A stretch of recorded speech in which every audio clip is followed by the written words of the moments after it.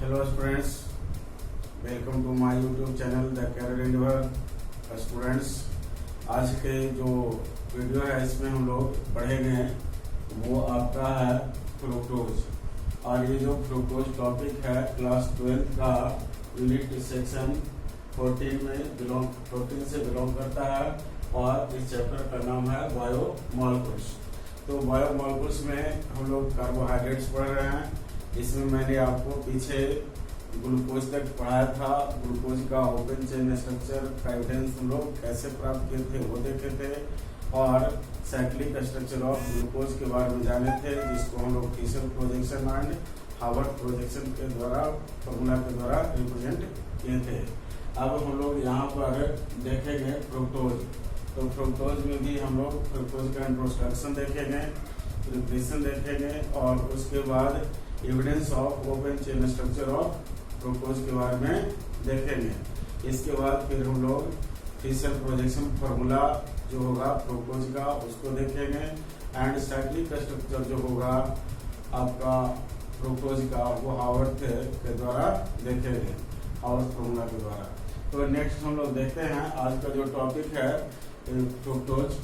लेकिन इससे पहले आप स्टूडेंट्स, अगर आप मेरे YouTube चैनल को अगर आप सब्सक्राइब नहीं किए हैं तो सब्सक्राइब कर दें, और ध्यान रखें वीडियो आप जो देखते हैं बिना स्किप किए हुए शुरू से आप लास्ट तक देखें और सही नॉलेज को गेन करें। तो स्टूडेंट्स देखें, फ्रुक्टोज का इंट्रोडक्शन देखें आप। फ्रुक्टोज का मोलिकुलर फॉर्मूला होता है C6H12O6। ऐसा ग्लूकोज का भी होता है। दैट मीन्स ग्लूकोज और फ्रुक्टोज एक दूसरे के फंक्शनल आइसोमर्स होते हैं। अब ध्यान देना है कि ये जो फ्रुक्टोज है ये कीटोहेक्सोज है। कीटोहेक्सोज का मतलब इसमें कार्बन की संख्या 6 होती है और इसमें हाइड्रोक्सी ग्रुप के अलावा कीटोन ग्रुप होता है। दैट मीन्स कीटोहेक्सोज को यहाँ हम लोग कहेंगे polyhydroxy ketone with 6 carbon atoms. मतलब इसमें कार्बन एटम होंगे 6 और इसमें जो मेन फंक्शनल ग्रुप होगा वो कीटोन होगा और कार्बन की संख्या 6 होगी। अब देखिए, फ्रुक्टोज को हम लोग कीटोहेक्सोज कहते हैं और ग्लूकोज को आप पढ़े थे एल्डोहेक्सोज। अब ध्यान देना है, ये जो आपका फ्रुक्टोज है इसको हम लोग लेवुलोज कहते हैं।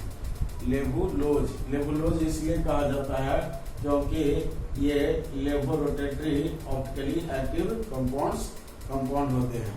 जबकि आपने पढ़ा था ग्लूकोज के बारे में कि उसको हम लोग डेक्सट्रोज कहते थे। तो डेक्सट्रोज इसलिए कहते थे कि वो आपको डेक्स्ट्रोरोटेटरी होता था। अब लेवोरोटेटरी आप जानते हैं कि वैसा कंपाउंड जिसका सॉल्यूशन आपको पीपीएल होता है उसको लेफ्ट डायरेक्शन में मोड़ दे तो उसको हम लोग बोलते हैं लेवोरोटेटरी, और कंपाउंड जिसका सॉल्यूशन पीपीएल को राइट डायरेक्शन में रोटेट कर दे तो उसको आप पढ़े थे डेक्स्ट्रोरोटेटरी। तो ग्लूकोज डेक्स्ट्रोरोटेटरी होता है, इसलिए उसको डेक्स्ट्रोज कहते हैं, और फ्रुक्टोज जो होते हैं ये लेवोरोटेटरी होते हैं, इसलिए इसको हम लोग लेवोलोज कहते हैं। ग्लूकोज और फ्रुक्टोज दोनों एक दूसरे के ऑप्टिकल आइसोमर्स हैं। अब देखिए, ध्यान दें, फ्रुक्टोज को हम लोग फ्रूट शुगर भी कहते हैं, और फ्रुक्टोज जो होता है आपको डी फ्रुक्टोज के रूप में पाया जाता है। अब देखें, फ्रुक्टोज आपको ग्लूकोज के साथ जूस ऑफ ड्राई फ्रूट्स में पाए जाते हैं और हनी में भी पाए जाते हैं। ये पॉइंट आपने देखा। आगे जो है स्टूडेंट्स, हम लोग देखते हैं प्रिपरेशन ऑफ फ्रुक्टोज। तो फ्रुक्टोज का प्रिपरेशन हम लोग सुक्रोज के हाइड्रोलिसिस कर प्राप्त करते हैं, और सुक्रोज का जो हाइड्रोलिसिस किया जाता है वो डाइल्यूट H2 सुक्रोज के प्रेजेंस में किया जाता है। अब देखें, C12H22O11 ये सुक्रोज का फॉर्मूला है और इसका हम लोग हाइड्रोलिसिस कर रहे हैं। दैट मींस वाटर के साथ उसको हीट करवा रहे हैं, डाइल्यूट H2 सुक्रोज के प्रेजेंस में हीट कर देते हैं तो हम लोग को फ्रुक्टोज और ग्लूकोज मिलता है। और मैंने बताया कि फ्रुक्टोज और ग्लूकोज दोनों का मोलिकुलर फॉर्मूला सेम होता है लेकिन स्ट्रक्चर अलग होते हैं। ये दोनों एक दूसरे के फंक्शनल आइसोमर्स होते हैं। ये ग्लूकोज आपको पॉलीहाइड्रोक्सी एल्डिहाइड होता है और फ्रुक्टोज जो होता है पॉलीहाइड्रोक्सी कीटोन होता है। मैंने बताया ग्लूकोज को एल्डोहेक्सोज कहते हैं और कीटो, ये जो ग्लूकोज है इसको लोग कीटोहेक्सोज कहते हैं। अब आप देखें स्ट्रक्चर ऑफ फ्रुक्टोज। तो फ्रुक्टोज के स्ट्रक्चर को हम लोग दो भाग में बांटकर पढ़ेंगे।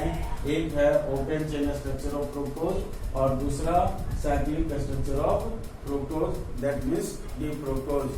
आगे आप देखें open chain structure of fructose. तो फ्रुक्टोज को हम लोग इस तरह से ओपन चेन स्ट्रक्चर में लिखते हैं। तो आप देखें कार्बन की संख्या 1 2 3 4 5 6, कार्बन की संख्या 6 है और हाइड्रोजन इसमें 12 होगा और ऑक्सीजन 6 होगा। अब आपको ध्यान देना है कि फ्रुक्टोज का जो ओपन चेन स्ट्रक्चर होते हैं उसमें हाइड्रोक्सी ग्रुप भी होते हैं और कीटोन ग्रुप भी होता है। तो हाइड्रोक्सी ग्रुप आप इसमें देखें कितना होगा, तो 1 2 3 4 5, हाइड्रोक्सी ग्रुप 5 हो गए। अब इस हाइड्रोक्सी ग्रुप में आप देखें आपका जो 1 2 3 ये जो हाइड्रोक्सी ग्रुप है ये आपको सेकेंडरी हाइड्रोक्सी ग्रुप है, क्योंकि सेकेंडरी इसलिए कह रहे हैं क्योंकि ये कार्बन से आपको दो कार्बन स्पेस में जुड़े हुए हैं। सेकेंडरी कार्बन पर जो आता है तो उसको हम लोग सेकेंडरी बोलेंगे। और ध्यान देना है प्राइमरी जो आपका है उसकी संख्या 2 है, एक ये है और एक ये है। ये आपका 1 डिग्री है और ये 1 डिग्री है और ये जो कार्बन है आपको 2 डिग्री है, 2 डिग्री 2 डिग्री। सेकेंडरी कार्बन से OH जो जुड़ा हुआ है उसकी संख्या 3 है और सेकेंड प्राइमरी कार्बन से जुड़ा हुआ जो आपका OH है उसकी संख्या 2 है। अब इसमें देखिए कायरल कार्बन की संख्या।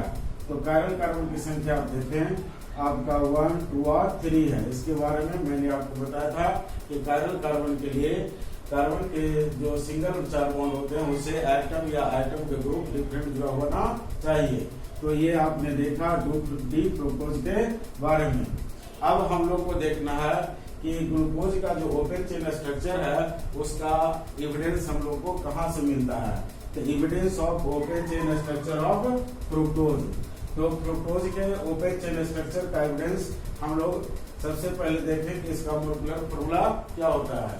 तो इसको हम लोग कैसे प्राप्त करेंगे। तो मॉलिक्यूलर फॉर्मूला जो सुक्रोज का होता है उसको डिटरमाइन किया जाता है आपको कंबसन एनालिसिस के द्वारा और मॉलिक्यूलर वेट डिटरमिनेशन के द्वारा।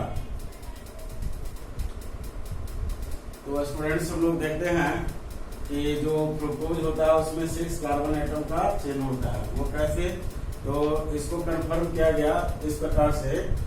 फ्रुक्टोज जो है उसको रिडक्शन करवाया गया आपको HI के साथ रेड फास्फोरस के उपस्थिति में हीट कर। तो यहाँ आप देख रहे हैं कि N हेक्सेन बना। N हेक्सेन में देख रहे हैं कि जो भी कार्बन है वो स्ट्रेट चेन में सजा हुआ है, दैट मीन्स ओपन है। और ये इंडिकेट करता है कि आपको फ्रुक्टोज में 6 कार्बन चेन वाले होते हैं फ्रुक्टोज। अब जब रिएक्शन होगा तो I2 निकलेगा 6 मोल और 6 मोल वाटर भी एलिमिनेट होता है। अब देखते हैं हम लोग प्रेजेंस ऑफ 5 OH ग्रुप। देख रहे हैं कि 3 और 1 4 1 5 OH ग्रुप प्रेजेंट होते हैं फ्रुक्टोज में। वो कैसे उपस्थित रहता है उसकी जानकारी कैसे मिलेगा। तो फ्रुक्टोज को रिएक्शन करवाया गया एसिटिक एनहाइड्राइड के साथ। तो एसिटिक एनहाइड्राइड का हम लोग 5 मोल लिए हैं और ग्लूकोज का 1 मोल। तो जो भी एसिटिक एनहाइड्राइड है वो जहां जहां OH है वहां पर जुड़कर आपको पेंटा एसिटाइल डेरिवेटिव ऑफ फ्रुक्टोज बना रहा है और 5 मोल जो आपका एसिटिक एसिड है वो एलिमिनेट हो रहा है। तो इससे पता चलता है कि OH ग्रुप ही एसिटिक एनहाइड्राइड के साथ रिएक्ट किया है और आपको पेंटा एसिटाइल डेरिवेटिव ऑफ फ्रुक्टोज बनाया है और 5 मोल आपको एसिटिक एसिड रिलीज किया है। तो इससे आप देख रहे हैं कि फ्रुक्टोज जो होता है उसमें 5 OH ग्रुप उपस्थित रहते हैं। अब आपको देखना है कि जो फ्रुक्टोज होते हैं उसमें कार्बोनाइल ग्रुप उपस्थित होते हैं। तो कार्बोनाइल ग्रुप उपस्थित होता है, इसकी जानकारी हम लोग कैसे प्राप्त करेंगे। तो ये देखें, ये आपको फ्रुक्टोज है और ये हाइड्रोक्सिल एमीन है। फ्रुक्टोज को जब हम हाइड्रोक्सिल एमीन के साथ रिएक्शन करवाते हैं हिट कर, तो आपको यहाँ जो O है और इसका जो आप देख रहे हैं हाइड्रोक्सिल एमीन का H2 वो दोनों रिएक्ट कर वाटर बनाता है और ये ये आपको बनाता है ये फ्रुक्टोज ऑक्साइड बनाएगा। ये आपको फ्रुक्टोज है और ये आप देख रहे हैं, इसको नाम लोग देंगे फ्रुक्टोज ऑक्साइड। तो इस तरह से आपको कीटोन ग्रुप जो है यहाँ पर कार्बोनाइल ग्रुप वो आपको रिड्यूस हो रहा है हाइड्रोजन के द्वारा और बना रहा है फ्रुक्टोज ऑक्साइड। तो इससे पता चलता है कि इसमें कार्बोनाइल ग्रुप उपस्थित है। अब आप देखेंगे कि कार्बोनाइल ग्रुप C2 कार्बन पर है फ्रुक्टोज में, वो कैसे हम लोग पता करेंगे। तो इसके लिए हम लोग क्या करते हैं कि फ्रुक्टोज को रिएक्शन करवाते हैं HCl के साथ। तो आप लोग जानते हैं कि H के पास चार्ज होगा प्लस और Cl के पास माइनस, और यहाँ देख रहे हैं कि ऑक्सीजन के पास लोन पेयर है। अब यहाँ देख रहे हैं सिग्मा और पाई बॉन्ड है, ये इलेक्ट्रॉन इधर आएगा तो इस पर नेगेटिव चार्ज होगा। जैसे ही नेगेटिव चार्ज इस पर डेवलप होगा ऑक्सीजन पर, कार्बन पर होगा पॉजिटिव, उस कार्बन के साथ जुड़ जाएगा Cl और माइनस, और O के पास नेगेटिव चार्ज डेवलप होने के कारण ये H प्लस को जोड़ लेगा और बना लेगा OH। तो इस तरह से आप देखें O के साथ H जुड़ा और कार्बन के साथ Cl जुड़ा, इसको हम लोग फ्रुक्टोज साइनोहाइड्रिन कहते हैं। अब ये फ्रुक्टोज साइनोहाइड्रिन को हम लोग हाइड्रोलिसिस करवा देते हैं। तो हाइड्रोलिसिस करवाने पर अमोनिया रिलीज होता है और ये जो आपको फ्रुक्टोज साइनोहाइड्रिन है वो आपको ऑक्सीडाइज हो जाता है, ऑक्सीडेटिव प्रोडक्ट बनता है फ्रुक्टोज साइनोहाइड्रिन का। अब ये जो आप देख रहे हैं ऑक्सीडेटिव प्रोडक्ट जो बन रहा है फ्रुक्टोज साइनोहाइड्रिन का, इसका हम लोग रिडक्शन करवा देते हैं। तो रिडक्शन करवाने के फलस्वरूप हम लोग को 2-मिथाइल हेक्सेनोइक एसिड प्राप्त होता है। दैट मीन्स आप जो चेंजिंग देख रहे हैं मुख्य रूप से वो कार्बोनाइल ग्रुप जो सेकेंड कार्बन आइटम पर है वो आपको ऑक्सीडाइज हो रहा है और दैट मीन्स रिड्यूस हो रहा है। कार्बोनाइल ग्रुप जो है सेकेंड कार्बन पर वो रिड्यूस नहीं हुआ है और बाकी जो OH ग्रुप जहाँ पे है वो सब रिड्यूस हो रहा है और आपको ऑक्सीजन गैस रिलीज कर रहा है। तो ये आपने यहाँ पर देखा। अब हम लोग देखते हैं कि डी जो फ्रुक्टोज है वही फ्रुक्टोज का सही कॉन्फ़िगरेशन है वो कैसे।